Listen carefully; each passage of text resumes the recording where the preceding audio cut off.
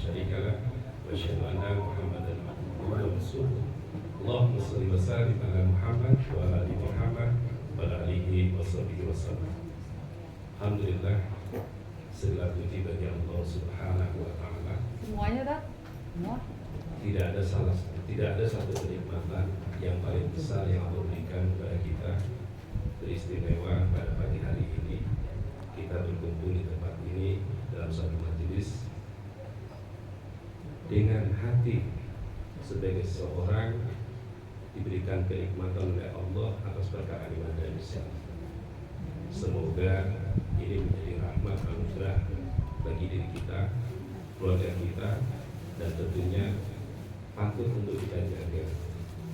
Karena ini merupakan insyaallah yang datangnya dari Allah yang telah sampai kepada Muhammad, Nabi yang mulia, dan ini menjadi warisan untuk kita semua.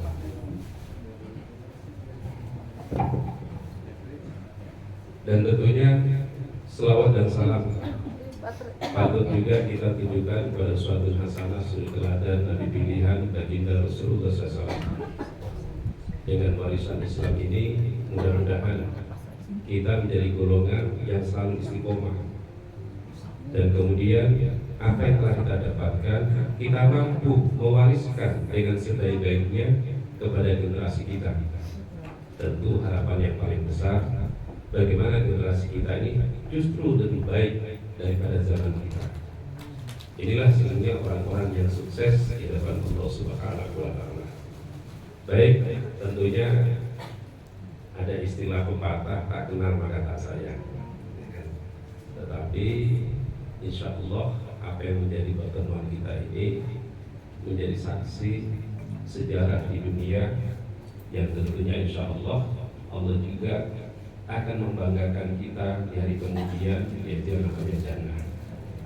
Baik, nama saya Sugiarto, lebih akrab di daerah dengan sapaan Ustaz Sigit.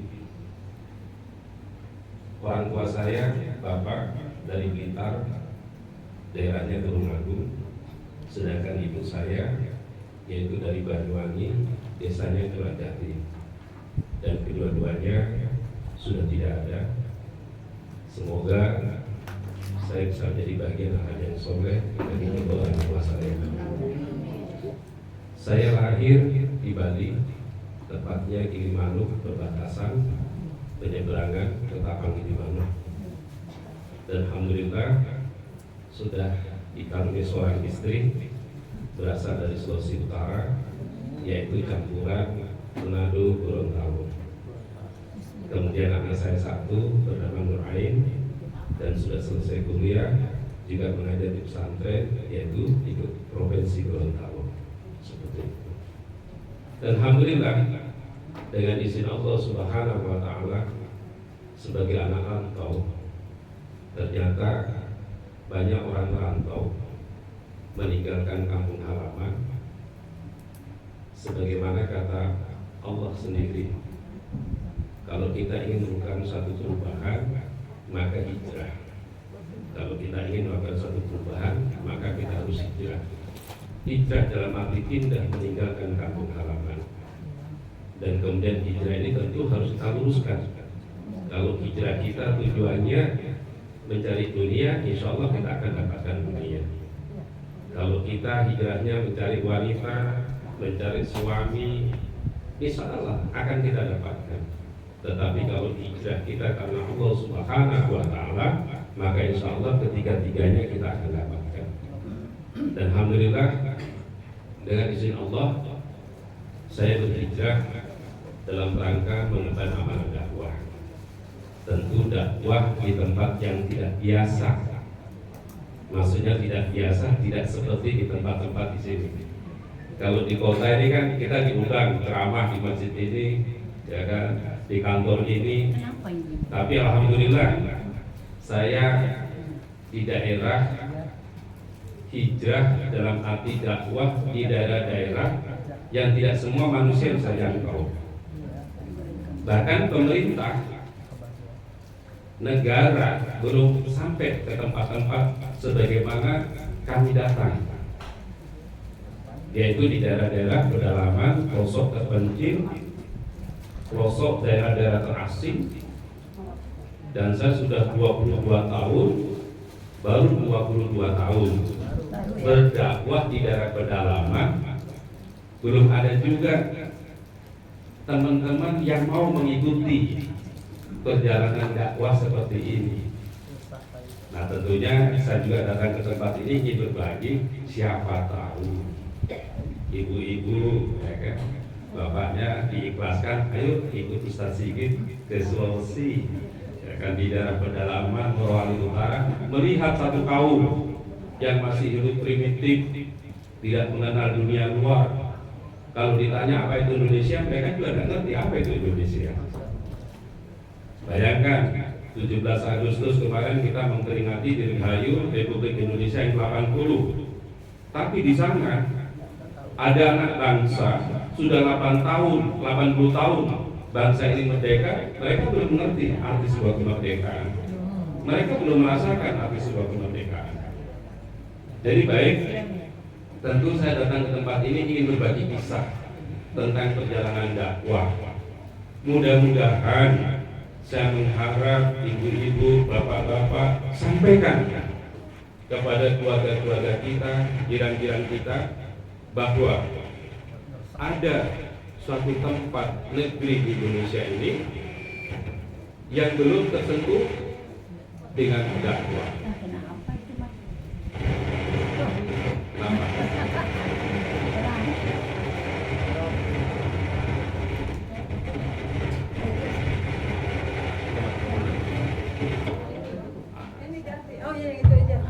Baik. Begitu mik ini diajak dakwah pedalaman, mikir juga suaranya. Mikir juga suaranya. Belum berbagi kisahnya. Jadi baik. Di sini ini subhanallah, saya kaget juga. Baru diajak melihat pertama dakwah pedalaman series yaitu Morowali Utara. Di sini deklarasinya luar biasa, hampir dilempar ke laut. Wah, ini ngeri juga, mengajak orang kemudian mikir mau itu ke sana. Seperti itu. Padahal ini baru sebagian kecil kisah perjalanan.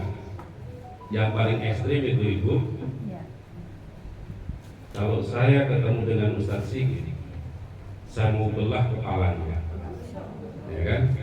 Baru saya mau sembelih seekor babi, maka otaknya Ustaz Sigit itu saya mau ganti dengan otaknya babi. Sampai segitu. Ini siapa? Tentunya orang-orang di luar kita. Seperti itu. Tentu saya ingin mengatakan begini. Apa sih yang mendasari saya ini bisa datang ke tempat ini? Seandainya ini ada satu peristiwa pada ibu-ibu, bapak-bapak yang dirahmati Allah, kisah saya ini terjadi sama ibu-ibu dan jemaah semua yang hadir pada pagi menjelang siang ini. Saya perjalanan safar ke daerah Kabupaten Morowali Utara. Ketika itu saya masih menjadi masyarakat yang mukim tinggal di Kabupaten Banggai, Luwuk, ibu kotanya. Dan saya memang suka menjalankan kegiatan-kegiatan safar yaitu dakwah di daerah pesisir. Apa sih alasannya? Kadang-kadang di daerah pesisir itu ibu kalau di sana mencari guru ngaji itu susah. Kadang-kadang ada satu masjid kita sholat di sana hari Jumat, bingung jemaahnya tengok kiri kanan. Siapa yang bisa menyelenggarakan pelaksanaan ibadah Jumat? Ya alhamdulillah kebetulan kadang-kadang saya ada di tempat itu bisa tampil. Tapi kalau paling tidak ada ustadznya bagaimana? Ya sudah ustadz, kita sholat zuhur saja biasa. Seperti itu. Ini kondisional di sana. Seperti itu.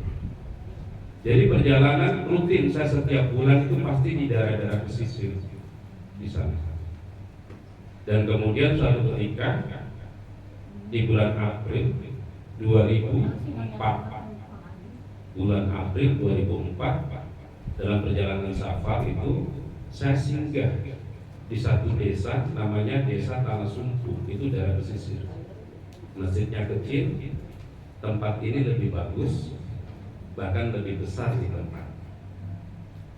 Kemudian seingat saya waktu itu adalah selesai sholat asar, saya kemudian duduk di pentas masjid, melepas letih, lelah, merenggangkan otot-otot yang kemudian rencana selesai sholat asar tadi ini pada asar mau lanjut ke Hotel Bangkai yang masih perjalanannya harus ditempuh 100 kilo lebih, seperti itu, berkendaraan sepeda motor. Alhamdulillah kalau Jakarta ini saya belum pernah lihat jalan lubang, semuanya tol, masuk lorong mulus seperti itu. Di sana subhanallah melihat jalan aspal ini seperti gadimah gitu. Alhamdulillah setelah melepas letih tadi ini kemudian datang anak muda nyamperin saya yang lagi duduk di pentas masjid. Apa yang dikatakan? Mohon izin Bapak melihat orang yang duduk di bawah pohon jambu monyet sana, dan jambu mente masih. Kalau jambu mente sana identik dengan jambu monyet, ya kan? Kenapa? Mentornya itu di bawah, badannya di atas. Nah, kemudian saya katakan iya, saya lihat orang itu. Dia ingin ngomong kepada Bapak, dia nyampaikan kepada saya agar saya ketemu dengan Bapak. Sudi tidak Bapak ngobrol dengan beliau karena dia ingin bicara. Cuma sayang dia itu tidak ngerti bahasa Indonesia. Jadi saya ini datang, kalau Bapak mau saya akan menerjemahkan nanti. Oh iya, antar saya ke sana. Begitu diantar di tempat beliau ini, dan orang itu umurnya kalau dari raut wajah sekitar 60-70 tahun. Badannya lusuh, bajunya compang-camping, pakai celana kolor warna merah yang sudah tidak beraturan, tidak beralas kaki, matanya sembab. Kemudian anak muda tadi mengatakan, silakan, bahwa saya ini mau mendengar apa yang akan diceritakan. Tetapi dia ngomong ini dengan berlinang air mata, dengan wajah yang sedih, penuh harap. Dan saya juga tidak ngerti apa yang disampaikan ini orang ini, gitu loh. Setelah diartikan sama anak muda ini, kalimatnya demikian ya. Berangkat dari 3 kata yang pertama, kasihan saya, kasihan saya, kasihan saya. Umur saya sudah seperti ini. Saya sekian bersaudara sudah tidak ada, tinggal saya sendiri. Padahal saya ini ingin seperti Anda. Apakah saya ini kemudian nanti meninggal tidak seperti Anda? Maksudnya dia merindukan Islam. Apakah ketika nanti saya mati tidak dalam keadaan Islam? Kapan Islam akan datang kepada saya dan akan sampai kepada keluarga saya yang lainnya? Inilah satu kalimat perkataan yang tidak pernah saya dapatkan dalam sejarah hidup perjalanan dakwah. Tanggal 1 April 2024, tepatnya tanggal 3 saya bertemu dengan beliau di masjid yang namanya Masjid Al-Furqan. Dan saya tidak bisa menjawab, hanya bisa duduk tersimpul. Saya juga sedih, menangis melihat kondisi orang tua ini dengan kondisi yang seperti itu. Kemudian saya sampaikan kepada anak muda berapa menit kemudian, saya tidak bisa menjawab apa yang dia ucapkan pada saat sekarang. Tapi tolong izinkan saya menjawabnya besok pagi. Insya Allah selesai sholat subuh. Yang penting orang ini mau bersama-sama saya berada di pentas masjid ini. Kita tidur bersama di sini dan jawabannya besok pagi. Kenapa demikian? Ada 2 hal peristiwa pada waktu itu. Yang pertama, saya sudah berjanji kepada istri dan anak, saya akan pulang. Karena saya sudah perjalanan safar, sudah 1 pekan lebih. Sedangkan pada hari ini saya dihadapkan pada waktu itu bahwa ketemu dengan orang tua yang usianya sudah 60-70 tahun dan dia bernama Jengki, bukan sepeda ya, namanya Jengki ya, seperti itu. Dan kemudian apa? Anak muda ini menyampaikan kepada orang tua tadi bernama Jengki, dan dia mau menunggu, mau menginap di tempat itu. Dan alhamdulillah saya malam hari beristikharah bermunajat kepada Allah untuk mendapatkan satu keputusan dari dua perkara. Apakah saya harus balik berjumpa dengan keluarga? Apakah saya harus mau pergi ke tempat orang ini? Dan orang tua ini saya tanya melalui anak muda, tolong tanya sama beliau di mana tempat tinggalnya. Maka dia tunjuk, saya tinggal di balik gunung sana.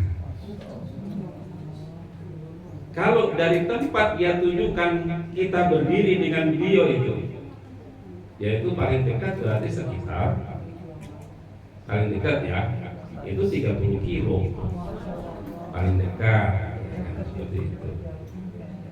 Dan alhamdulillah saya singkat ini cerita, jam 7 pagi saya mempersiapkan bekal Indomie 5 bungkus, air mineral 4, seperti itu.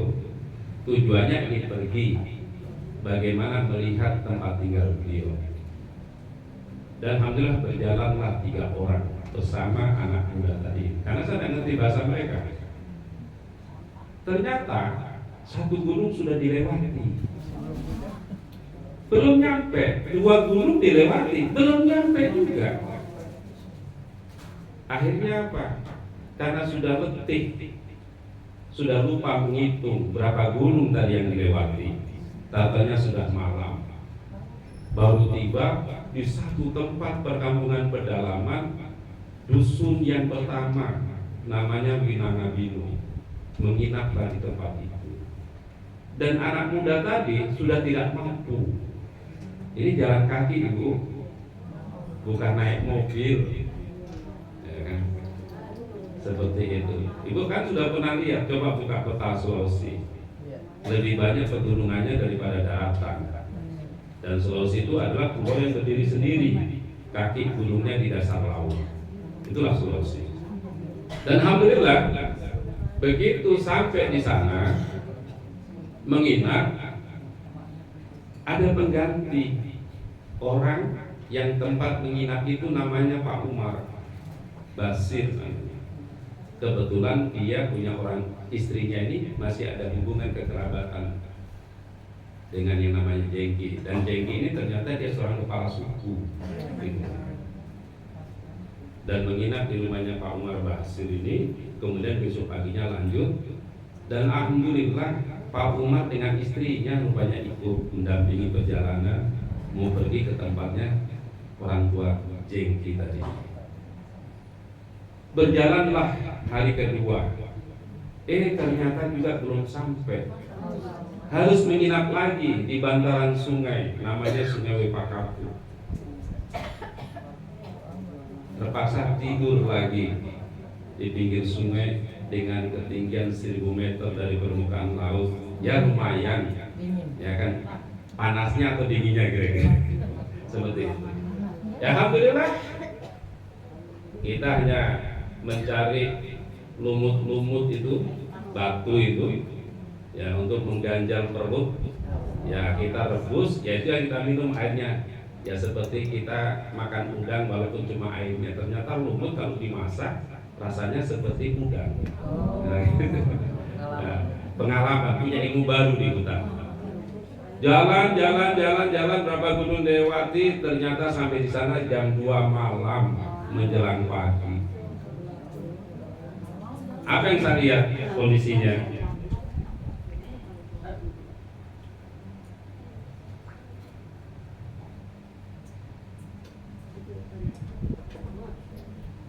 Rumah ini kelihatan ya?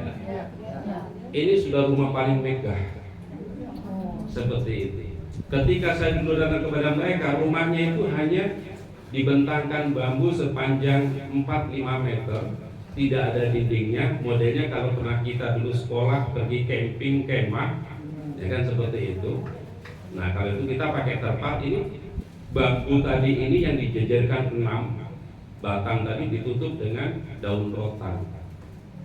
Di situ dia tinggal dengan api, begitu dinyalakan tidak pernah mati karena untuk menghangatkan diri. Seperti itu. Itulah tempat tinggal mereka. Jadi berapa lama saya di sana? Kurang lebih 2 pekan. Ingin mengenal, melihat lebih dekat. Dan waktu selama 2 pekan lebih ini hanya lebih banyak meneteskan air mata karena kita tidak sanggup melihat satu kehidupan yang tidak pernah saya bayangkan dan tidak pernah saya jumpai dalam semasa hidup saya kecuali di tempat itu. Dan tempat itu dikenal dengan nama Pegunungan Ngoyo. Ngoyo kalau bahasa Jawa sengsara Bu ya. Tapi kalau di sana Ngoyo itu nama pohon. Ya kan?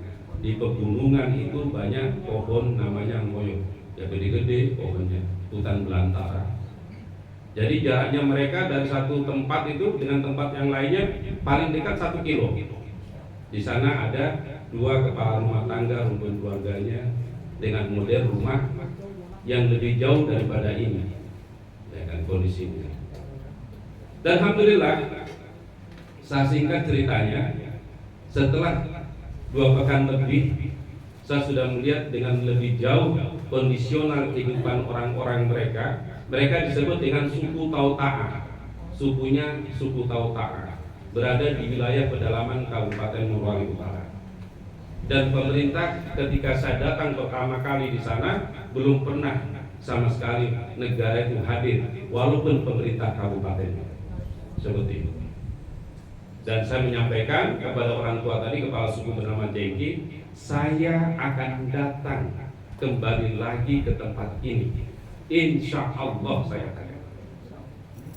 Dan jangan bersedih. Dan saya sudah mengatakan seperti ini.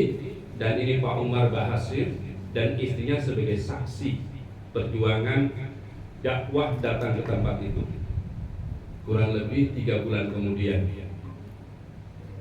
saya datang lagi satu kecamatan namanya Kecamatan Mamoselato di Desa Tanah Sumpu, tempat masjid tadi bertemu dengan Jengki pertama kalinya ini. Dan saya melakukan dakwah di pesisir itu, dan saya terus terang marah-marah kepada masyarakat di situ. Kalian adalah orang-orang berdosa, kalian orang yang tidak bertanggung jawab. Begitu ada orang seperti ini, ternyata dia setiap 3 bulan sekali turun dari pedalaman hanya ingin mencari garam datang ke daerah pesisir itu. Dan tahu Ibu, apa itu garam, betapa pentingnya bagi mereka. Jadi garam yang segi 4 itu, balakan itu lebih nikmat daripada kita makan daging, karena mereka juga jarang seperti itu. Jadi ketika mereka menanak nasi, begitu nasi sudah masak, nasinya ditaruh di daun, itu dilekat-lekatkan di nasi, bergilir, itulah yang kemudian mereka makan.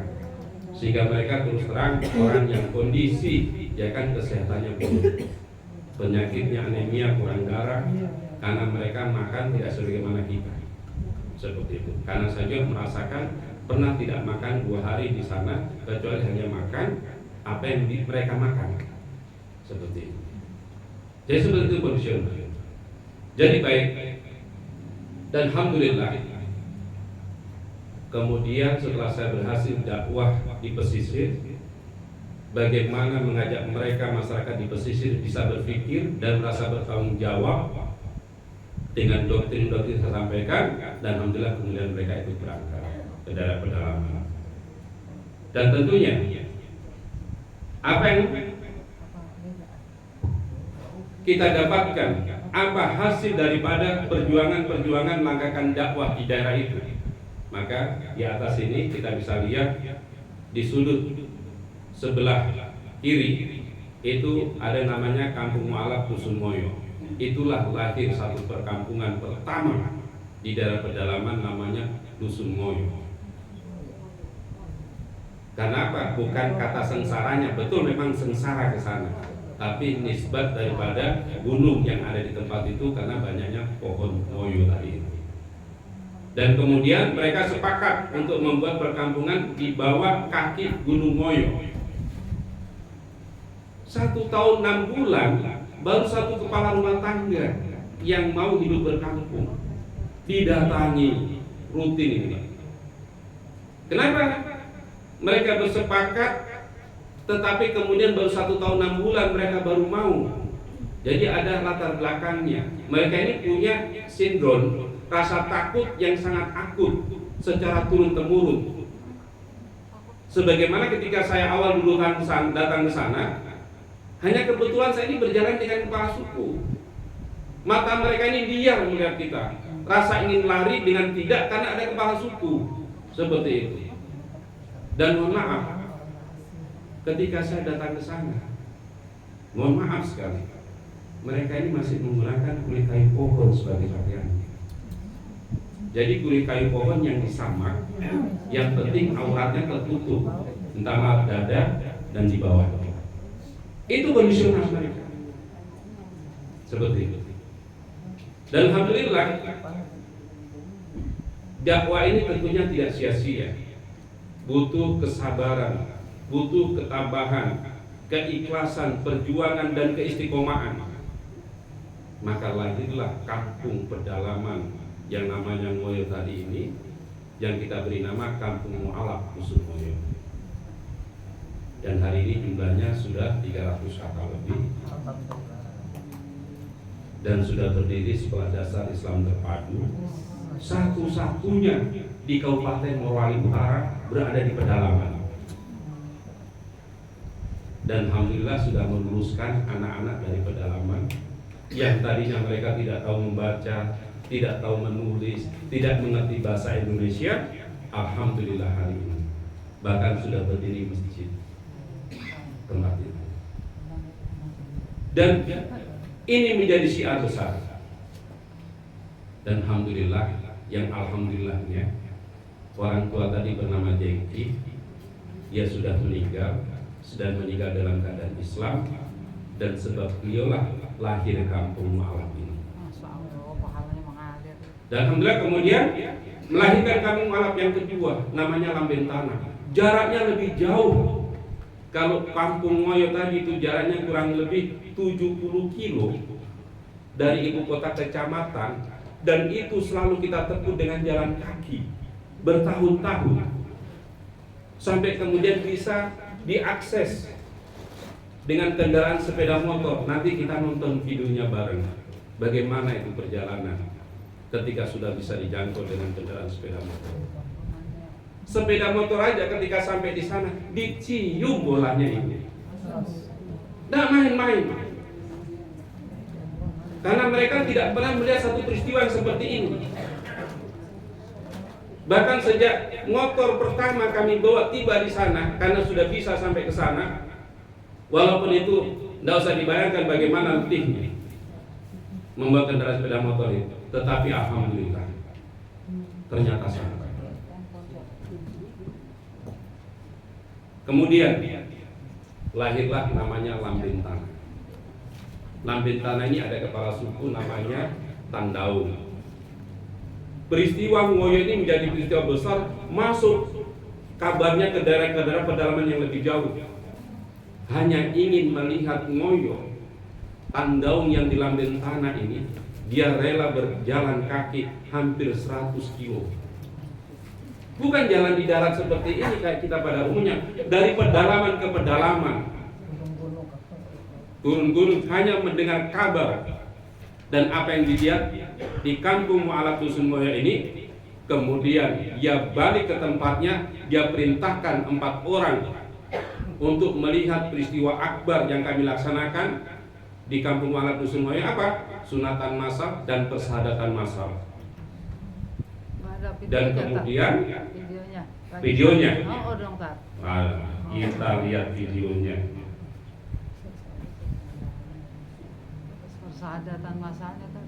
Persadatan masalnya ada di sini, ditayangkan ya? Sadat masal ada ya? Ini Kampung Mualaf Dusun Ngoyo. Ini dunia pendidikan kita, saya membuka pendidikan. Ini dai anak Tambun, mengabdi 2 tahun di sana. Ini rumah mereka.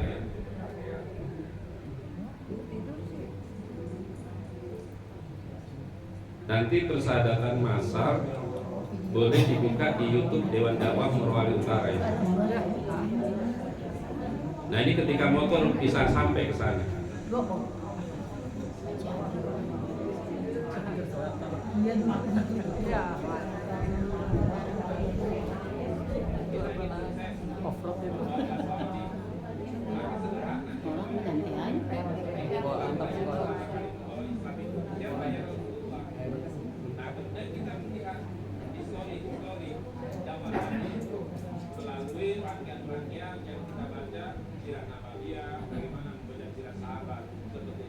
Ini masjid yang kita bangun.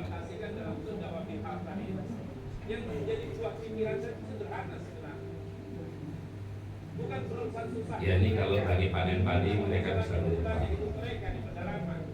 Yang pakai kaki nggak bisa. Ya. Yang pakai kaki bisa ada. Nggak ada. Sumatera soalnya ada. Nggak lihat sih. Nggak bilang.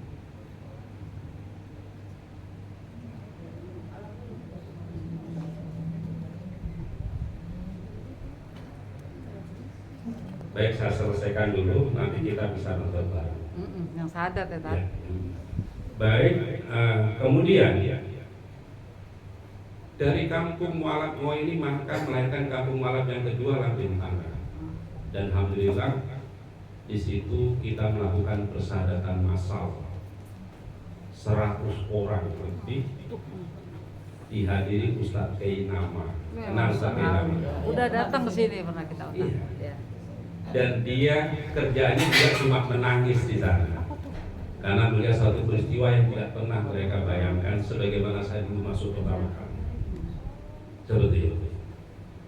Dan termasuk Ustadz Insan Mokoginta almarhum, pernah saya undang ke sana ketika saya menurunkan dari beberapa pedalaman di ibu kota kecamatan persadatan massal 300 lebih. Ustadz Insan hadir seperti itu. Dan alhamdulillah dari Kampung Mualaf kedua lahir Kampung Mualaf ketiga. Masya Allah. Namanya Uwe Maliki. Dan alhamdulillah sudah berdiri masjid di situ. Dan dari Uwe Maliki ini pun juga hari ini ada 1 orang perempuan mualaf yang kita bina dari kecil sampai SD, SMP, SMA, bahkan tamat SMA, kuliah juga sekarang Sekolah Tinggi Muda Muhammad Nasir di Cipayung. Sudah semester 3. Seumur-umur belum pernah meninggalkan melihat bagaimana di luar pedalaman. Hari ini subhanallah. Yang satu dari pedalaman Minangkabau dan ada 2 hari ini orang mualaf, alhamdulillah sekarang sudah kuliah di SDID Muhammad Nasir. Seperti itu. Baru semester 3. Dan kemudian di Kampung Mualaf melahirkan 1 orang dai yang sangat luar biasa, namanya Lai, nama Islamnya Ubaidillah. Tidak mengenyam pendidikan secara formal, belajarnya hanya ketika dia sudah tahu membaca, kita sodori buku-buku untuk dibaca. Karena dia memiliki dorongan keinginan yang kuat. Dan alhamdulillah kemarin ada 1 Biro Travel, Umroh dan Haji bulan September kemarin diberangkatkan umroh. Ya. Yang bareng Pak Maksi ya, Sat? Ya. Bareng Pak Maksi Deeng enggak? Kayaknya. Bagaimana? Bareng Pak Maksi Deeng yang mualaf juga enggak? Tuh mantan pendeta. Kemarin kan Desember juga dia. Iya. Nah, jadi para mualaf ini, nah dia termasuk anak mualaf yang dari kecil kita bina. Kakak adiknya sudah masuk Islam, kurang lebih. Adiknya Lai ini juga menjadi imam di Masjid Kampung Mualaf pertama. Dan kemudian adiknya perempuan juga sudah masuk Islam. Tinggal 1 orang dari 5 bersaudara yang belum masuk Islam bersama kedua orang tuanya. Kedua orang tuanya belum masuk Islam, tapi kedua orang tuanya mensupport. Seperti itu. Mudah-mudahan Ibu doakan orang tuanya ini keduanya bisa masuk Islam. Amin. Dan dari kampung Mualaf ketiga ini melahirkan kampung Mualaf yang keempat, namanya Marisa. Marisa. Dan itu tidak bisa diakses lewat darat, kecuali lewat laut, kemudian masuk di muara. Dari muara kemudian naik perahu yang lebih kecil masuk ke pedalaman. Ada nggak Tat videonya tuh kayak gitu? Nah, videonya ada, tapi kalau ibu ingin lihat video-video tentang dakwah pedalaman saya di Morowali Utara, buka saja YouTube Dewan Dakwah Morowali Utara. Oh, gitu. YouTube Dewan Dakwah Morowali Utara. Ibu mau melihat Marisa, ibu mau melihat Ngoyo, ibu mau melihat Lamben Tanah, Gunung Tua, Wemaliku ada. Termasuk kegiatan-kegiatannya, termasuk persadatan masal itu ada. Seperti itu. Karena ini materi dari teman-teman yang membuat, dari saya mengikuti.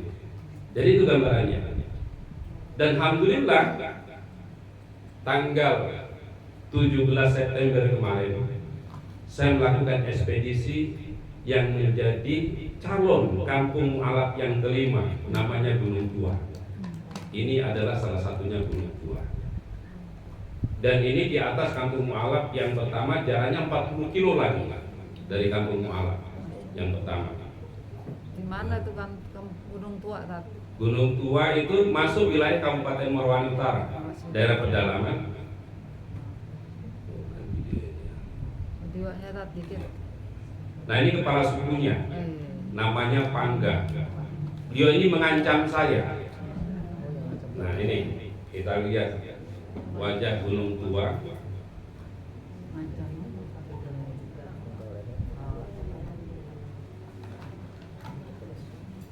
Gunung Tua kalau ada. Ini bahasa mereka.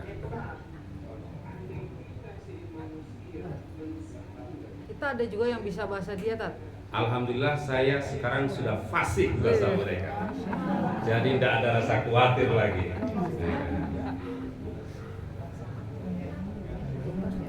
Jadi ini mereka ini Ibu ngobrol dengan saya sebagai kepala suku, bahasanya tidak seperti kita begini. Ibu mau kemana? Mereka menggunakan bahasa Kayori. Bahasa Kayori itu adalah bahasa pantun, bahasa tingkat tinggi. Dan semua orang bisa memahami. Susah dong. Seperti itu. Pantun. Nah, jadi ada estetika tingkat tinggi juga mereka ini dari segi adab seperti itu. Dan dia termasuk tidak pernah berani menyebut nama. Jadi kalau saya lebih akrab di sana dipanggil dengan Tatu Abai. Ya, Tatu Abai itu maksudnya dipanggil dengan Ustadz besar.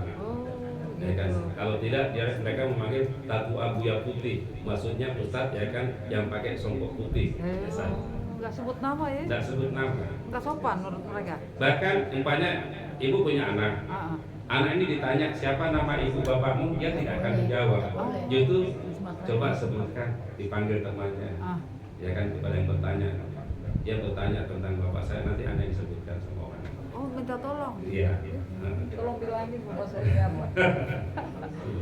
Gitu ya Tat ya. Nah ini insya Allah Ibu, di tempat kampung Mualaf yang kelima ini bulan Desember 20 dan sampai tanggal 25. Saya kemarin sudah membuat keputusan tanggal 24 Desembernya kita akan melaksanakan syahadat massal. Yang baru sudah terdata sudah 150 lebih yang akan berikrar bersyahadat masuk Islam di kampung Mualaf yang kelima ini. Dan jumlahnya ketika mereka berkumpul bisa sampai 300 sampai 400 kakak.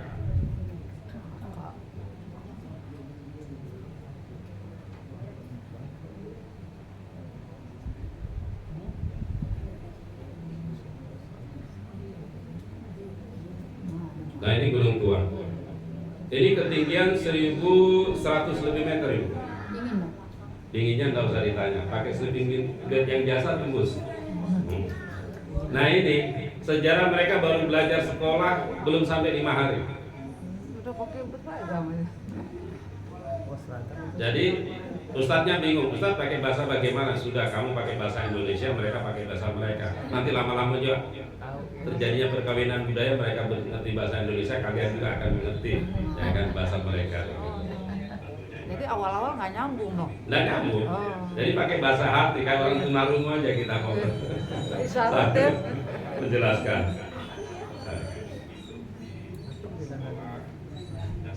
Itu udah agak berseragam kan? Ya kemarin ada ibu-ibu dari Depok, Ah. ya kan kirim pakaian. Oh.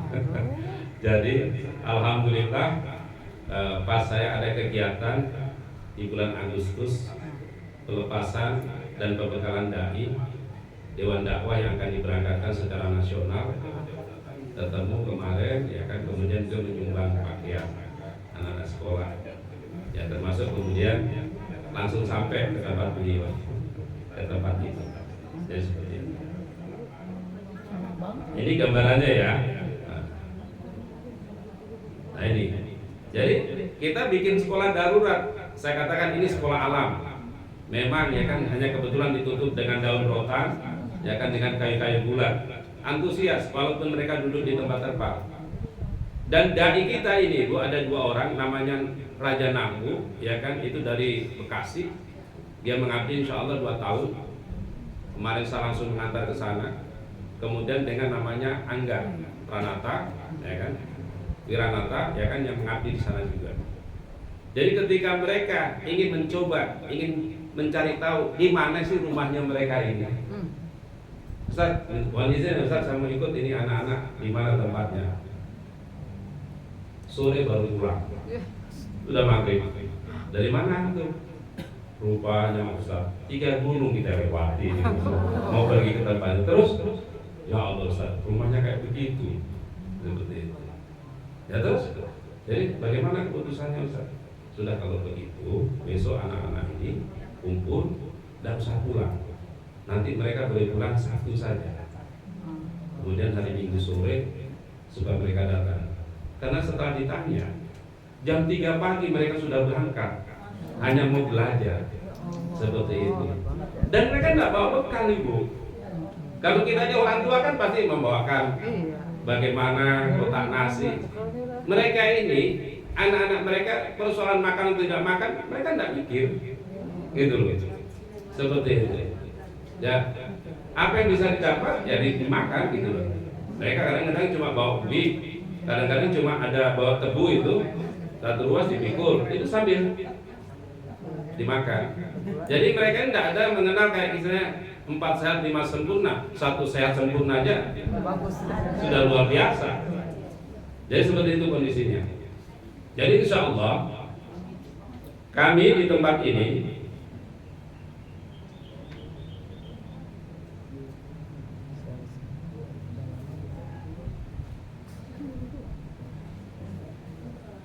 di Kampung Mu'alaf yang kelima ini kita akan melakukan kegiatan. Yang pertama adalah syahadat massal. Di sini tertulis 100 orang. Ini informasi sepekan yang lalu.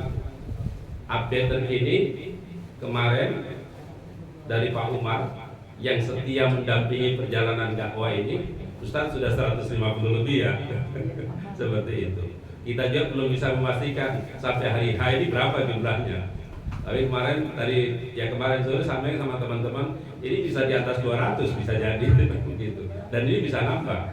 Update terpagi tadi ini selesai sholat subuh Pak Umar, Ustaz saya harus pergi naik lagi karena ada yang jauh dari tempat gunung tua ini namanya Uemanu. Di sana kondisi sekarang ada pateklik. Mereka akan bergeser ke gunung tua. Mudah-mudahan mereka ini bisa berkampung di gunung tua. Walaupun itu jaraknya saya tahu sangat jauh. Seperti itu. Dan kemudian juga mereka ingin bersyahadat dan mudah-mudahan mereka bisa berkampung di situ. Seperti itu. Jadi kita akan melakukan persyaratan massal di sana. Kemudian juga ingin melaksanakan pembagian sembako dan perlengkapan alat-alat sholat. Kemudian peletakan batu pertama, pembangunan masjid di sana. Kemudian peletakan batu pertama, pembangunan rumah dai. Rumah dai kita di sana Ibu 3x4 dengan anak-anak yang sekarang sudah sekolah sekitar 35 lebih. Ya, jadi terpal tadi yang pakai gelar tadi duduk seperti ini belajar, nah itu kemudian kita pindah lagi, bikin, yang penting nggak kena hujan, ya sudah tidur di situ. Kadang-kadang cuma kulit-kulit kayu pohon itu yang kemudian kita pakai tempat tidur gitu. Kemudian peletakan batu pertama pembangunan madrasah atau sekolah. Jadi menjadi kebiasaan kami yang kami lakukan kepada mereka, karena begini, ada hak mu'alaf. Kurang lebih 6 bulan kita harus bisa menunaikan. Di antaranya ketika mereka bersyahadat, bahkan sebelum syahadat tentu mereka harus dikitan. Jadi kita akan melaksanakan khitanan massal bersama. Itu dari satu sisi. Kemudian kita kumpulkan mereka, otomatis kita harus membuat program semarak akan rakyat kepada mereka. Tentu jumlahnya nggak kecil, jumlah mereka yang kita kumpul. Sambil kemudian kita menata. Bahkan di tempat ini sebagai bentuk keseriusan mereka bahwa mereka ingin dibina berdasarkan Islam dan mau berkampung. Sekarang sudah dari 5 rumah, sekarang sudah 25 rumah yang modelnya yang penting bisa mereka tinggal. Sehingga ini kita mencoba membangun komunikasi kepada teman-teman yang bisa menjadi bagian mitra dakwah program mensukseskan dakwah pedalaman. Kemudian tentunya kita juga ingin membagikan mukena sebagai alat sholat. Kita juga ingin memberikan sarung. Kemudian kita ingin memberikan jubah untuk ibu-ibunya. Kemudian baju koko, ya kan, untuk yang laki-laki seperti itu. Dan tentunya kenapa kita harus membangun masjid, membangun sekolah, minimal masjid yang harus terbangun dulu, karena masjid ini sifatnya multifungsi seperti itu. Nah inilah kemarin teman-teman tanya, Ustaz bisa nggak ke Jakarta? Ngapain saya ke Jakarta? Ustaz mau program pelaksanaan event akbar di pedalaman Gunung Tua.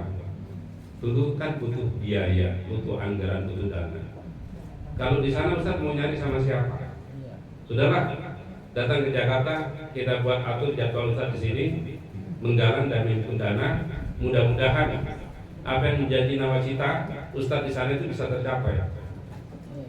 Ya kalau begitu saya ikhlaskan bisa berangkat ke Jakarta. Sebenarnya berat. Contoh sederhana begini. Saya sudah berumah tangga, suami istri, punya anak. Hari ini istri saya ada di Jakarta.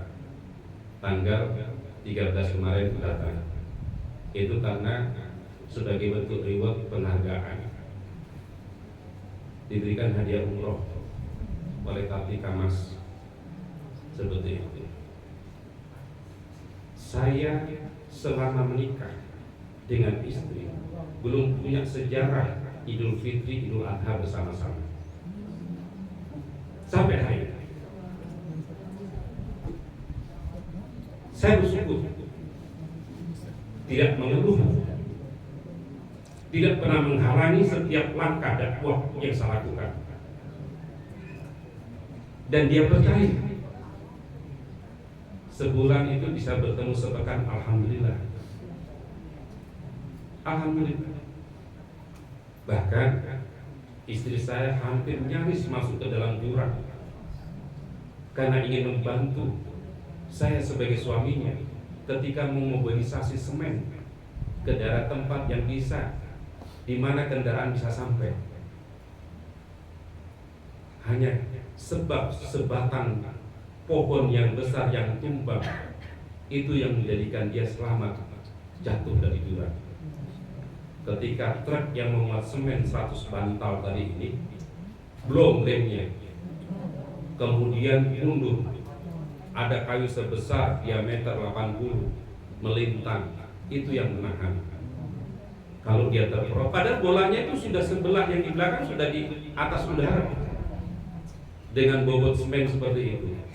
Padahal kalau dia jatuh, saya pastikan 800 meter ke bawah, kiri kanan. Itu diberi namanya pendakian Paltano, dan banyak yang pernah jatuh di tempat itu, bahkan tidak sampai ke dasar, nyangkut di pohon seperti itu. Jadi ini kondisional.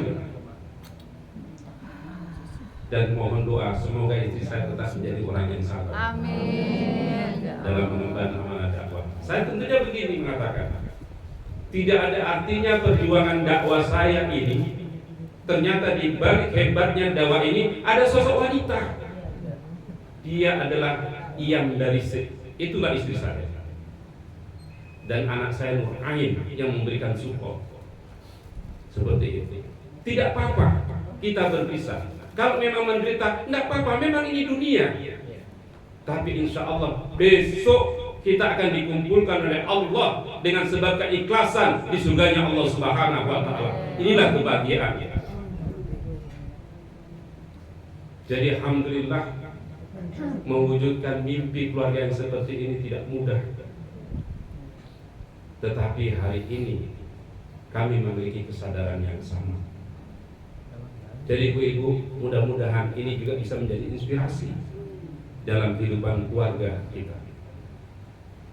Jadi inilah kisah-kisah perjalanan dakwah saya. Dan tentu dakwah di pedalaman ini, karena kita ini berdakwah di tempat yang tidak biasa dan sangat luar biasa. Daerah-daerah itu, saya ini tidak punya basic dokter, ibu. Cuma sempat belajar biologi ibu waktu SMA, karena saya mengambil jurusan itu. Pada waktu masih kita menggunakan kurikulum tahun 84, itu masih ada jurusan-jurusan. Saya mengambil jurusan biologi. Itu aja modalnya. Jadi kita di pedalaman ini merangkap jadi dokter. Bagaimana ibu bayangkan? Ibu, Anda seorang ibu. Suatu ketika saya melihat ada seorang wanita hamil. Air ketubannya sudah habis. Bayi tidak lahir. Kami harus mengikut. Berjalan 75 kilo. Dan bukan cuma sekali, 2 kali. Kami merasa bangga memikul ketika orang yang sakit ini sampai di rumah sakit. Tapi yang sedih, ketika belum sampai, baru setengah perjalanan, bahkan mau mendekati sampai, ibu ini sudah meninggal.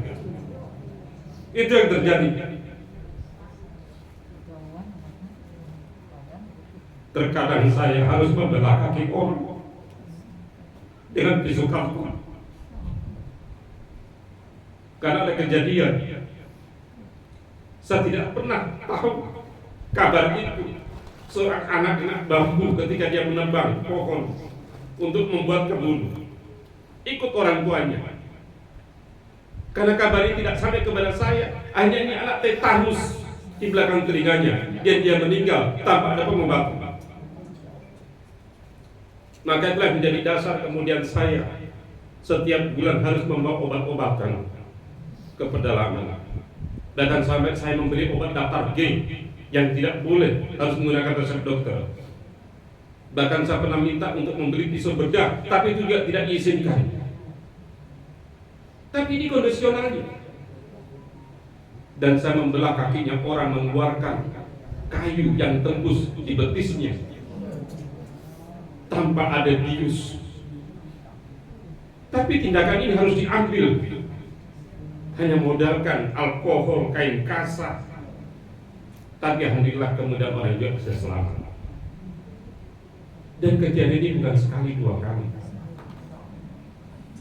Sehingga kemarin tanggal 8 Agustus ketika pelepasan daya di gedung MPR RI, saya marah di sana dengan durasi 5 menit. Pak Hidayat Nur Wahid, Pak Tan Sri Lindrun, ketika hari ini banyak anak bangsa pergi ke Senayan, berlomba-lomba pergi ke Senayan, tapi para dai 225 dai dan daiyah diberangkatkan dari tempat ini menuju dari pedalaman pelosok negeri Nusantara untuk menjalankan amanah dakwah ketika negara tidak sampai kepada mereka. 2 tahun mengabdi. Saya bangga punya daiyah-daiyah di Dewan Dakwah, mengisi majelis taklim di pedalaman, kadang-kadang sampai tersungkur jatuh. Setiap berangkat seperti itu, dia adalah Iza dan Ila.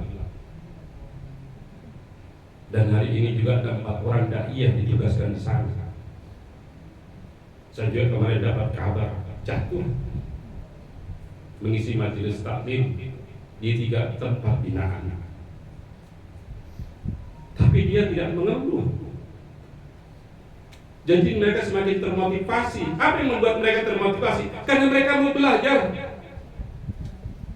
Dan alhamdulillah bacaan Al-Qurannya bagus.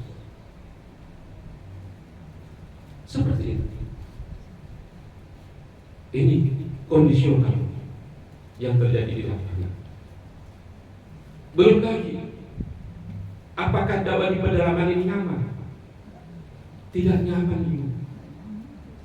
Apa yang tidak nyaman? Karena kita juga berdakwah di sana tidak sendiri. Di sana ada para misioneri yang berdakwah sejak tahun 40-an.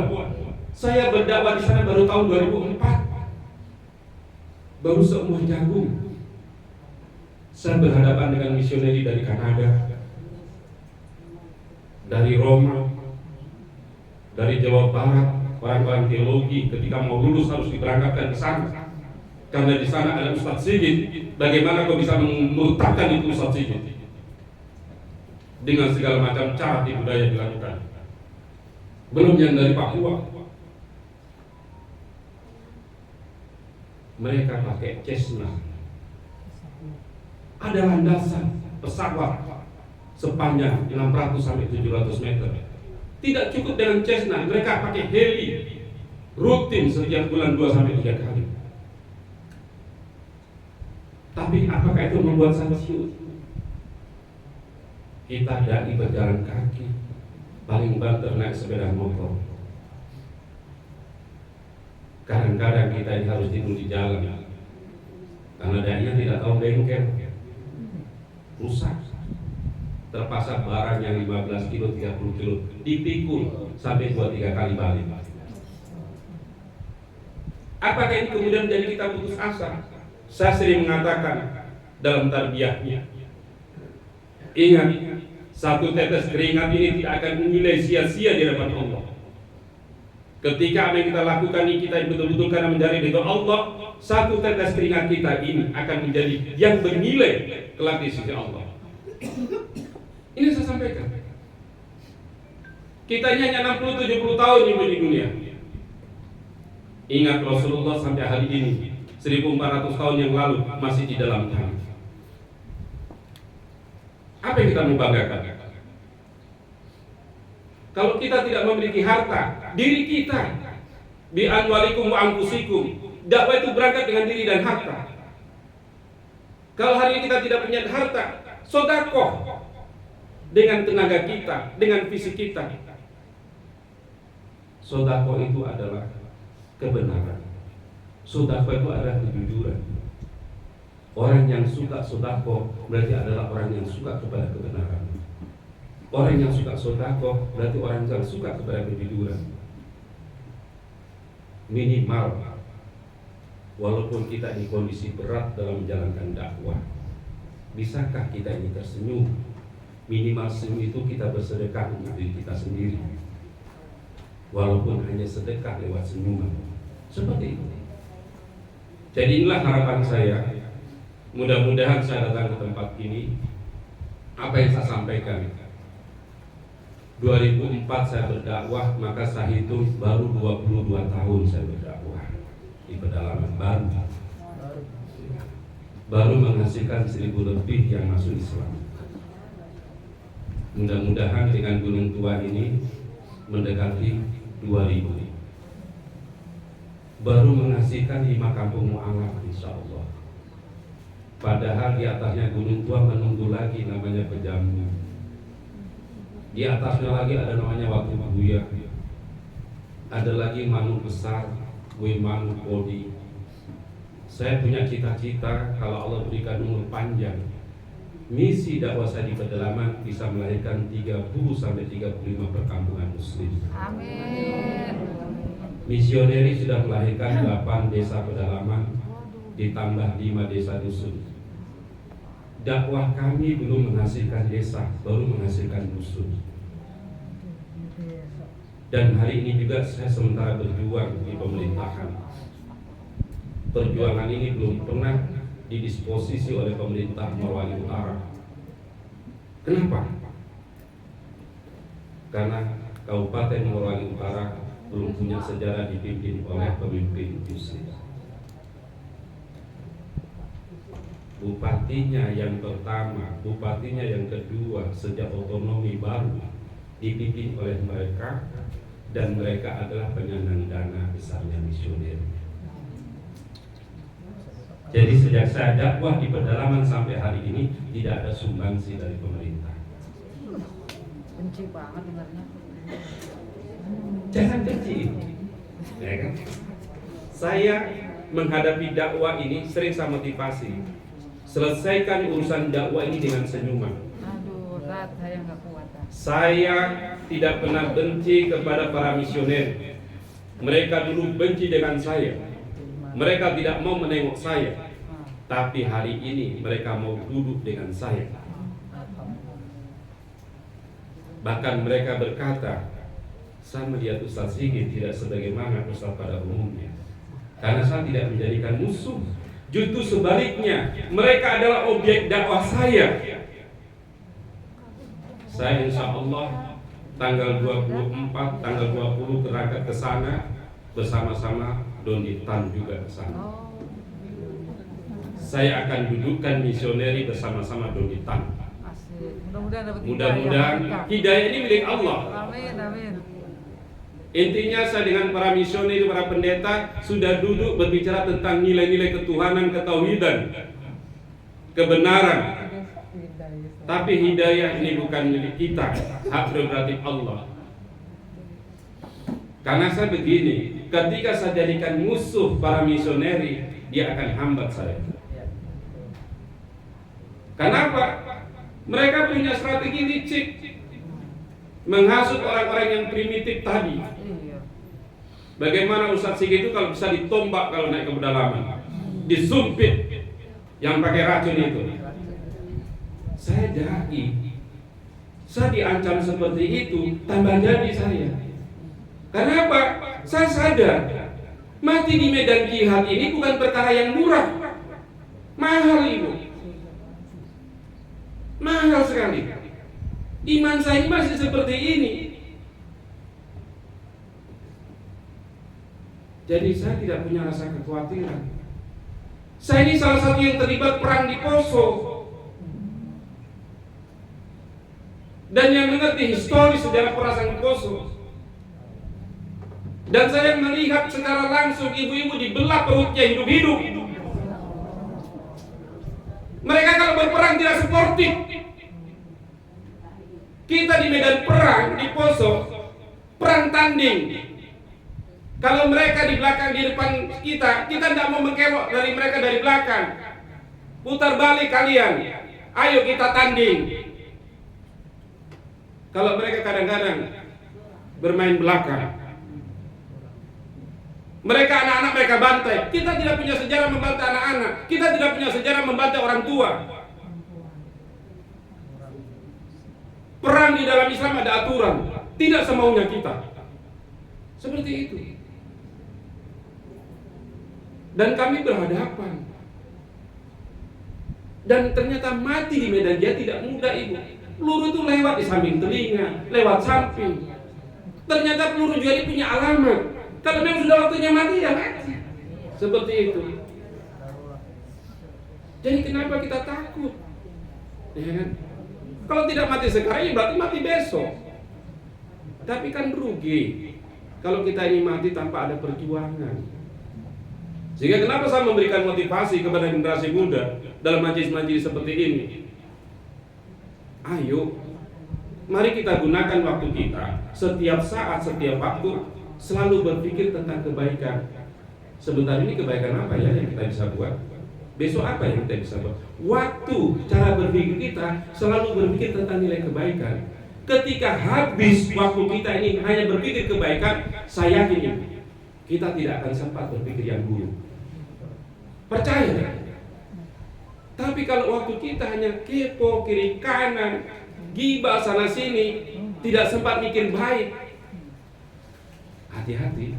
Nabi sudah stressing apabila umur kita sudah 40 tahun, sifat kebaikan kita tidak mampu mengalahkan sifat keburukan kita, bahaya. Bahaya itu Pak. Ada orang tua dari muda kerjanya main campur pagi sore. Sudah lewat 40 tahun itu sulit mau dirubah. Karena saya melihat saksi mata kepala sendiri, ada orang pemain catur dari muda sampai tua. Begitu juga nyebrang naik kapal dari bagaimana ke Gorontalo ke Sulawesi Utara, ya kan? Di kapal juga main catur. Begitu disekat mati juga dia orangnya. Mati disekat. Rajanya disekat sama lawannya, dia juga ikut mati. Konyol enggak orang mati di tempat yang seperti ini? Ya kan? Kira-kira ini husnul khotimah, kira-kira ini. Ya kan? Wallahu a'lam. Ya kan? Jadi Ibu, yang dirahmati Allah Bapak, di kampung Mu'alaf yang kelima ini ada tawaf. Karena ia memberikan reward kepada setiap orang yang kita Islamkan, yaitu kita memberikan sedekah sekitar 500.000. 500.000 ini include adalah untuk berbagi sembako. Kemudian di sana adalah untuk sunatan massal. Di sana sudah masuk kemudian semarak makan rakyat. Kemudian juga di sana, ya kan, sudah masuk untuk membeli kebutuhan-kebutuhan yang lain seperti itu. Jadi mudah-mudahan semua yang hadir ini bisa menyisihkan sebagian hartanya untuk bisa bersedekah. Insya Allah apa yang kami lakukan, hasil seandainya ada di antara kita yang mau ikut, ayo monggo. Insya Allah ada yang ikut Ibu. Mau ikut? Kalau tidak bisa ikut, tentu yang lainnya bisa ngikut. Karena apa? Hasilnya sama. Yang berdakwah dengan yang membantu itu insya Allah hasilnya sama. Begitu. Jadi hasilnya sama. Tidak usah khawatir. Seperti itu. Jadi inilah harapan-harapan saya. Insya Allah saya datang lagi ke tempat ini. Bahkan tidak sampai ke tempat ini, nanti minta sama teman-teman yang mendampingi saya jalan. Nah, yang saya jalan nanti ini, kemudian mereka akan memberikan kabar dokumen-dokumen kegiatan di sana. Mulai dari nanti pembangunan masjidnya, ya, pembangunan sekolahnya. Bahkan untuk bisa lebih mengupdate, saya kadang-kadang selalu membuat setiap kegiatan-kegiatan di YouTube saya Dewan Dakwah Moral Utara. Seperti itu. Dewan Dakwah Moral Utara. Di sana lihat, ada yang durasi 2 menit, ada yang sampai 5 menit, ada yang 10 menit, seperti itu. Dan semua dakwah pedalaman saya tayangkan, dan YouTube itu bukan untuk komersil. Tapi YouTube itu hanya menjadi syiar, ya kan, untuk bagaimana bisa dilihat oleh kaum muslimin. Oh ternyata masih ada ya di Indonesia ini negeri yang seperti ini. Ini harapannya. Jadi insya Allah ini mungkin yang saya bisa sampaikan. Tentunya kalau saya mau duduk di tempat ini menjelaskan 22 tahun yang lalu, sehari tidak cukup, 2 hari tidak cukup, seperti itu. Tapi insya Allah umur panjang, di kemudian hari kita bisa bertemu, dan kemudian juga kita bisa berkali kisah apa yang telah menjadi bagian kita terlibat dalam penguatan-penguatan dakwah pedalaman pelosok negeri bersama dai-dai Dewan Dakwah Islam Indonesia. Dan ini juga bisa disampaikan kepada organisasi-organisasi lain. Tuh di Papua masih banyak lahan dakwah. Karena ada dai juga yang kita kirim di sana Ibu, di Papua Barat. Tempatnya ekstrim Pak di sana. Dan kabarnya selalu terpantau. Setahun yang lalu saya juga ke Kalimantan Selatan melihat dai saya yang tugas di sana. Ternyata di sana juga di Kabupaten Hulu Sungai Tengah, Kecamatan Hantakan, Desa Huweng Dayak, di atas jalan agamanya masih kaharingan. Sampai kemarin itu ada yang anak-anaknya gelantung-gelantung di badan saya. Ustaz jangan pulang, Ustaz jangan pulang. Ya kan, kalau bisa kami dibina. Insya Allah kami akan masuk Islam semua.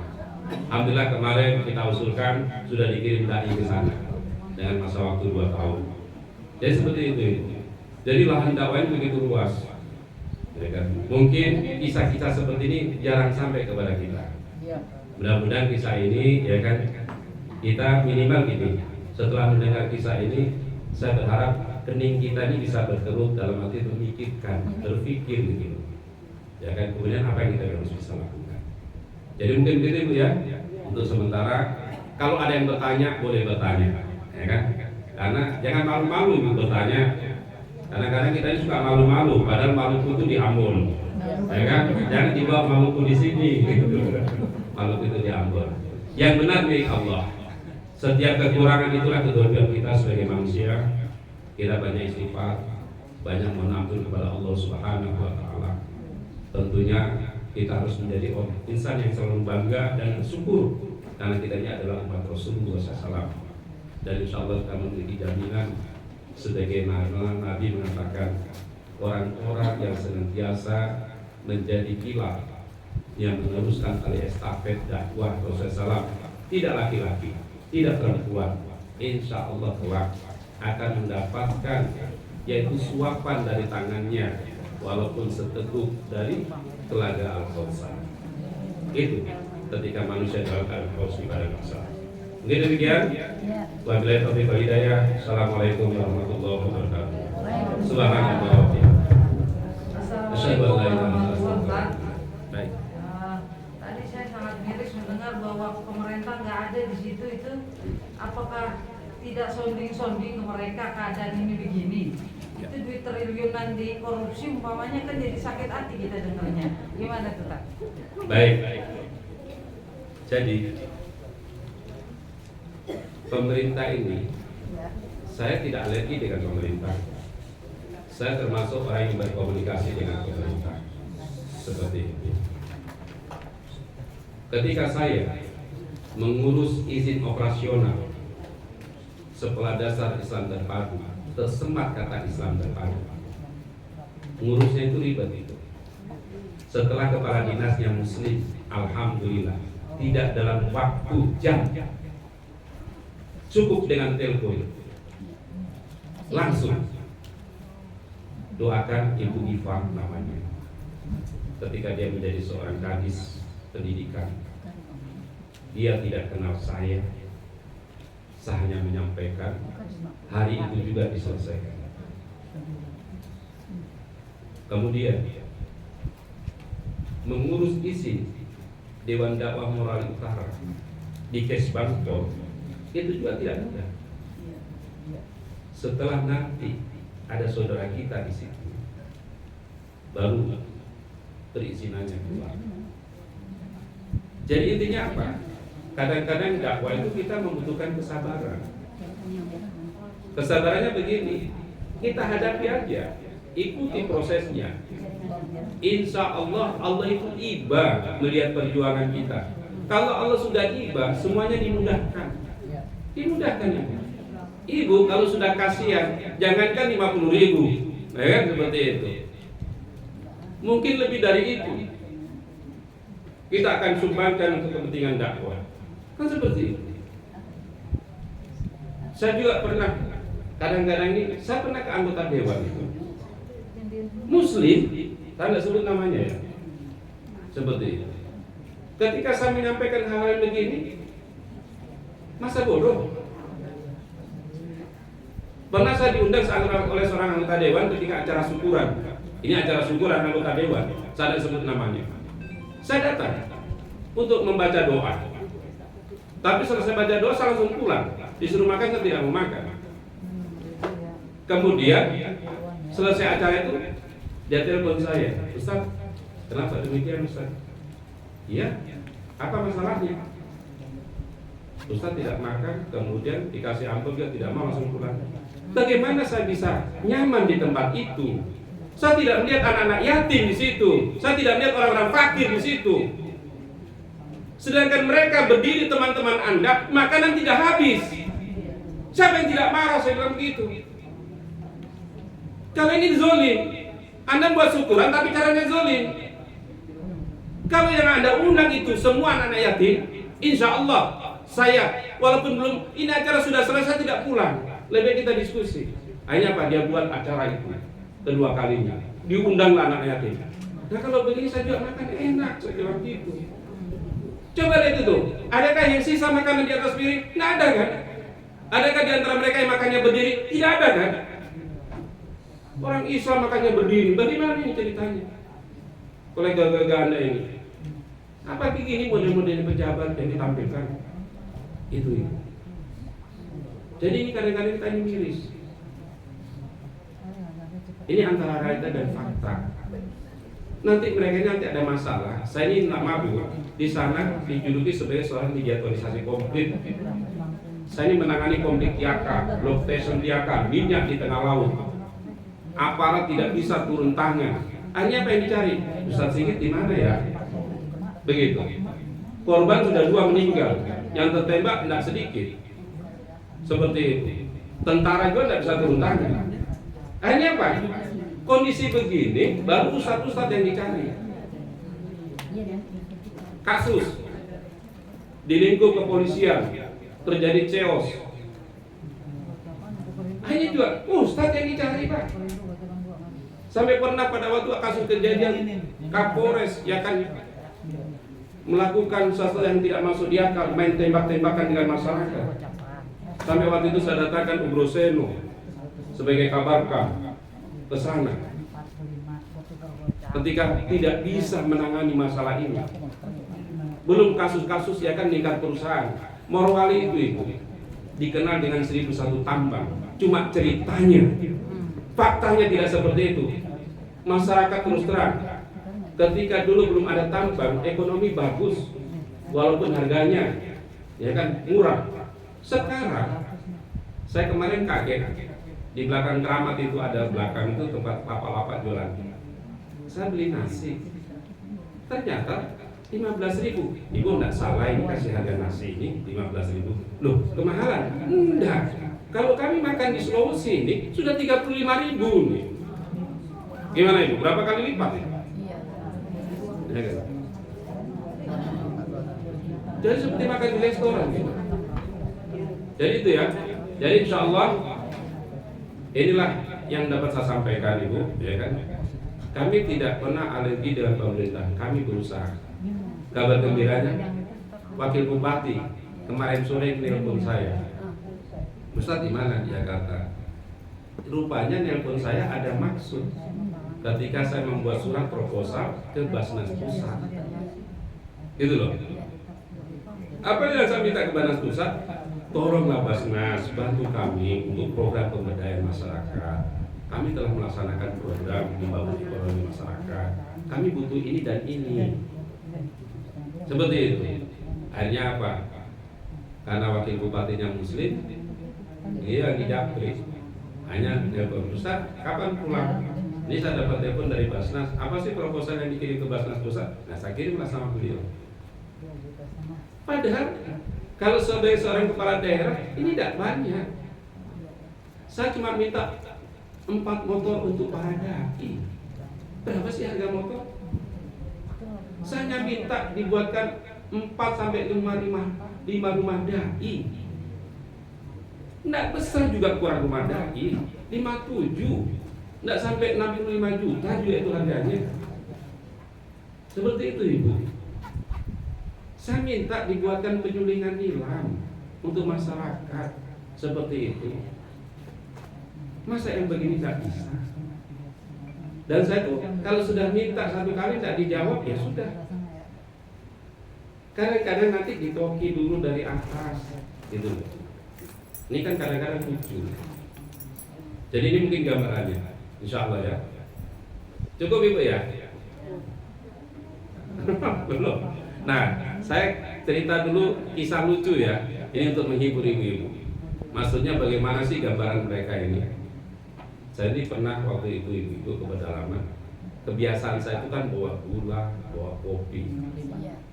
Ini sebagai bentuk silaturahmi saya. Karena begini, saya dakwah di pedalaman sampai hari ini belum pernah menawarkan Islam.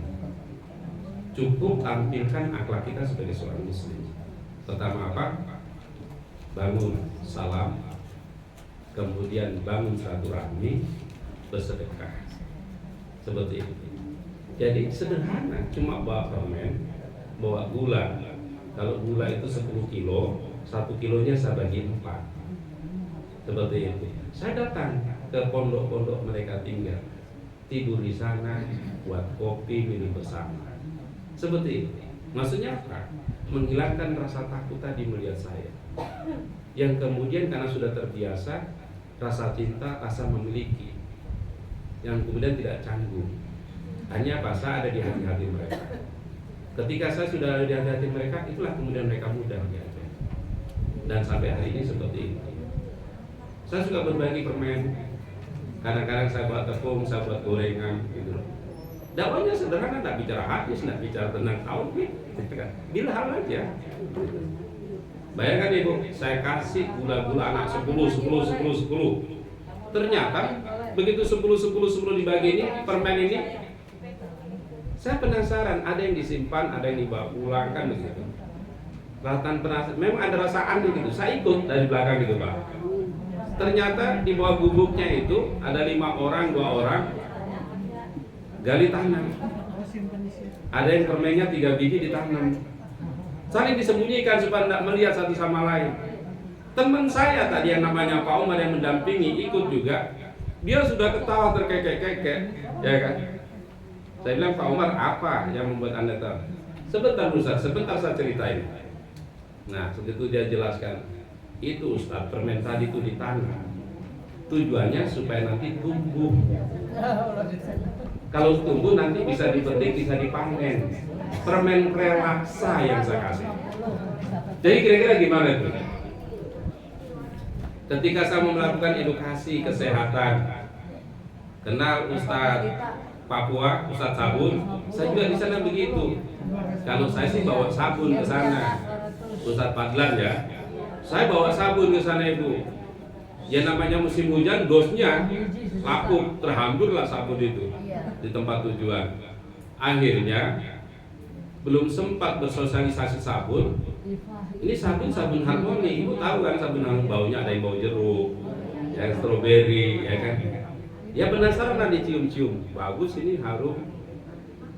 Mungkin ada yang saking kebelet penasarannya dibuka sabun tadi itu, dicium-cium lagi. Rasa penasarannya digigit sabun itu. Saya langsung kaget, langsung duduk sementara baring-baring rebah melepas lelah ini. Saya tanya pakai bahasa mereka, sangika koramkonya itu. Saya bilang, kenapa kamu makan itu? Ya kan? Gitu, tatua. Magaya sih, bukan main, ya kan? Ustadz, enak ini. Jadi sabun itu dimakan dibilang enak, tapi ini sudah penuh dengan busa sabun. Wah, sama salah ini. Sudah kita bawa ke sungai, mandi rame-rame, ya kan? Praktekkan. Nah nanti sudah selesai mandi saling cium kiri kanan baunya. Oh harum, iya ini untuk mandi bukan untuk dimakan. Seperti itu. Ini jadi kadang-kadang di balik duka tadi ada sukanya juga. Inilah yang menjadi hiburan saya. Jadi cerita-cerita ini banyak sekali yang saya dapatkan sebagai perlipur, ya kan, ketika capek dalam perjalanan saya cerita dengan teman-teman ini loh. Bayangkan aja Ibu, pernah orang tuanya sahabat ke pesisir kan? Tidak pernah pergi ke pesisir. Duduk di pinggir pantai untuk melihat laut sejauh mata memandang. Namanya laut ini kan pas musim ombak bergelombang. Maka laut ini airnya diisi di dalam jerigen 5 liter, dibawa ke pedalaman. Saya bilang itu apa? Ini saya membuatkan hadiah untuk anak saya. Ditumpahlah di loyang. Dia tanya sama saya, kenapa ini Ustaz airnya tidak berombak? Coba. Karena yang dilihat di laut itu berombak, bergelombang, beriak, ya kan? Ini begitu ditumpah di laut tidak beriak. Salah ambil itu Ustaz? Enggak, memang begitu air. Nah, jadi kita berdakwah menghadapi orang yang punya sumber daya seperti ini. Jadi kita ini menggunakan bahasa yang mudah untuk mereka lakukan supaya mereka ini bisa terjadi perkawinan budaya tadi. Jadi ini gambarannya Ibu ya. Mungkin cukup ya. Ustaz tadi? Ya. Assalamualaikum Waalaikumsalam. Kan jauh solusi Ya. yang dibantu itu udah bagus itu kan. situ malah dibikin objek pariwisata Ustaz. Ya, Gimana, Ustaz? di Baduy. Baduy. Baduy ya. Ya. Baik. Saya pernah berkunjung ke Baduy.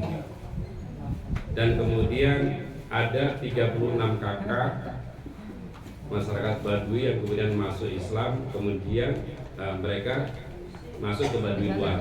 Ya. Dan di sana sudah ada masjid dan saya juga sempat ke sana itu bersama teman-teman Gius, yaitu Ustazah Nevi Amalia Nalohi, termasuk di situ di bawah binaannya Yayasan Taubah 60, orang BSD di Tangerang sana, namanya Pak Romi kalau tidak salah, dan masuk salah satunya ada Islam kita pembinanya. Dan saya sudah pernah pergi ke tempat beliau dalam rangka ketika Ustadz Insan kita kan meninggalnya di situ ketika peresmian oleh Hafiz. Nah, kemudian saya silaturahmi ke situ dan kemudian dibawa untuk melihat binaan alam Baduy yang kemudian sudah di Baduy luar seperti itu. Nah, kemudian saya sangat luar biasa. Nah, cuma yang membedakan kalau Baduy dengan masyarakat suku Baduy di sini di Banten dengan masyarakat suku Tatak itu agak beda itu. Nah, bedanya kalau di sini kan budaya adatnya kental, ya kan, aturan adatnya itu kuat. Nah, kalau di tempat kami suku Tautaha ini, mereka juga punya budaya kuat, tetapi kemudian mereka mau rasional. Kenapa saya katakan mereka rasional? Tidak punya sejarah. Orang sholat itu seperti layar tancap, sudah di sana. Kami sholat itu 5 waktu disaksikan sampai ratusan, bahkan ribuan orang. Bahkan mereka penasaran, apanya yang dibuat Ustadz ini? Berdiri, nungging, ruku, sujud, ya. Sampai mereka bertanya, apa itu dibuat Ustadz? Nantilah saya jelaskan. Penasaran, jadi memang kita juga buat penasaran. Ada momentumnya, siapa yang menjelaskan? Nanti saya jelaskan nanti di bulan 7 ya. Nah, ada bulan 7 itu namanya momen mereka itu selalu membuat satu ritual rasa syukur, yaitu ketika mereka menanam ada hasil. Nah, saya mengkompilasikan syukur itu dalam versi Islam, yaitu sholat 5 waktu, dengan syukur versi mereka ketika mereka bersyukur, ya kan, bahwa mereka mendapatkan hasil panen. Agama mereka anisisme, dinamisme, memiliki kepercayaan. Mereka meyakini ada Tuhan, seperti itu. Tetapi ketika peristiwa sholat ini saya kompilasi dengan rasa syukur mereka, disitulah mereka sangat rasa takjub. Pertama apa? Mereka tidak pernah mendengar satu kalimat yang sangat luar biasa, kalimat takbir, Allahu Akbar. Ya kan, bahwa Allah itu maha besar. Nah, kalau mereka memanggil Tuhan itu namanya Papu atau Tu'ik, ya kan, Tuhan yang mencipta. Mereka meyakini adanya Tuhan dalam versi mereka. Dan ketika jelaskan definisi Allahu Akbar itu seperti itu, kemudian bacaan surat Al-Fatihah, bacaan ta'awud, bacaan tita, sampai puncaknya kepada tahiyat. Nah, disitulah ketika kita menjelaskan tahiyat, besok kami kalau bisa dimandikan bersahadat dari 2, 3 setiap hari 5 sampai kemudian bertambah terus seperti itu. Bahkan kampung itu hari ini tidak ada satu agama kecuali Islam, kampung Malap yang pertama. Dan saya membuat kesepahaman Ibu dengan para misioneri, walaupun tidak tertulis. Ketika saya membina suatu wilayah, Anda tidak boleh masuk karena itu. Ketika Anda membina suatu wilayah, saya juga tidak akan campur. Ketika mereka masuk Islam, insya Allah saya jaga Islam ya dengan baik. Ketika mereka masuk akidah Anda, itu urusan Anda. Tapi ketika mereka datang kepada saya dan kemudian dia ingin menyerahkan kepada Islam, maka itu ya kan tanggung jawab saya, karena ini dilindungi oleh undang-undang pasal 29. Dia menyerahkan dirinya datang kepada saya. Saya tidak datang kepada mereka. Saya tidak datang kepada tempat binaan Anda. Contoh waktu Buya itu ada kurang lebih sekitar 50 kakak garapan misioneri, dan saya sudah sampai ke tempat itu, bahkan ada videonya di sini. dia sambut saya dan terima saya, dan dengan menggunakan bahasa Kayori tadi itu, diikuti dengan alunan musik seperti biola tapi bukan biola. Apa katanya? Kalau Anda bisa mandikan orang di Moyo, bisa mandikan orang di Gunung Tengah, di Gunung Tua, kapan saya juga bisa dimandikan? Seperti itu. Jadi ini membuat saya harus agak hati-hati. Saya harus melakukan observasi lebih dalam seperti itu. Maka hari ini pun saya utus namanya Umar untuk berangkat ke sana. Kalau memang betul-betul mereka ingin masuk Islam, datang ke Gunung Tua tanggal 20, nanti kita laksanakan di tanggal 24 persyaratan. Seperti itu. Sehingga nanti tidak ada dasar alasan yang kuat bagi misioneri bahwa saya telah mengacak-acak kawasan. Seperti itu. Mereka yang datang. Jadi begitu, Pak. Jadi saya katakan kalau dibalik semua kita ini berbeda. Hanya satu, saya dengan Anda datang ke tempat ini sama-sama ingin membangun peradaban masyarakat suku Tauta'a yang ada di dalam pedalaman Morowali Utara. Cuma itu aja kesamaannya. Yang lainnya tidak ada sama. Jadi mungkin begitu Ibu, ya. Jadi untuk masalah Badui nanti saya konfirmasi kepada Yayasan Atobah 60. Ibu mengingatkan saya. Nanti saya tanya bagaimana pembinaan di sana. Di sana murid anak-anak nggak sekolah. Itu lagi ya, kasihan ya. Iya, nggak sekolah. Oke, Sat, boleh. Baik. Iya, namanya sih Ustaz. Boleh ditutup. Boleh? Ya. Jadi insya Allah Tapi yang baik. sebentar, Pak. Hmm? Pak Jo, dari video ini. Alhamdulillah terkumpul 10.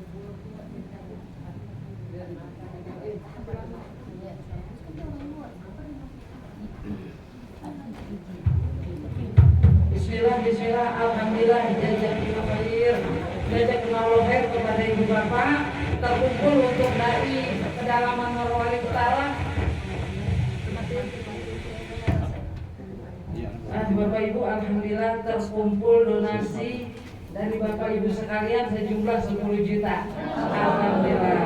Diserahkan kepada Pak J langsung, silakan. Oh iya, Mik. Assalamualaikum warahmatullahi wabarakatuh. Bapak dan Ibu dimanapun yang dirahmati Allah SWT, alhamdulillah kita hari ini telah dicerahkan oleh Ustaz dan melebihi daripada yang disampaikan oleh Ustaz Nurul Anuri. Anuri juga menyampaikan, tapi lebih dahsyat lagi Ustaz, lebih dahsyat. Ustaz sedikit. Ustaz Anuri salah satu pengisi di sini. Salam saya kepada beliau. Iya. Mudah-mudahan Ustaz diberi kesehatan dan bisa membantu juga walaupun sangat berat, tapi seperti yang sampaikan tadi, lillahi ta'ala. Amin. Hari ini kita akan menyerahkan donasi dari jemaah. Mudah-mudahan ini bisa dimanfaatkan, Tuhan bisa dimanfaatkan dan bisa menambah semangat daripada dakwah di daerah Morowali.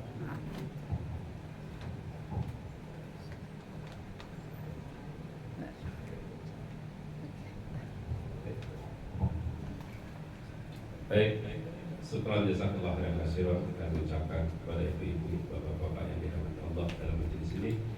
Tentunya kami atas nama Dewan Dakwah Islam Indonesia, atas nama Dewan Dakwah Islam Indonesia Kabupaten Morowali Utara, atas nama Lasnas Dewan Dakwah Islam Indonesia yang telah menjadi bagian mensupport, mendukung gerakan dakwah pedalaman dan ini merupakan salah satu tujuan utama Dewan Dakwah didirikan dalam rangka sebagai membangun gerakan-gerakan dakwah di daerah pedalaman yang tidak terjangkau.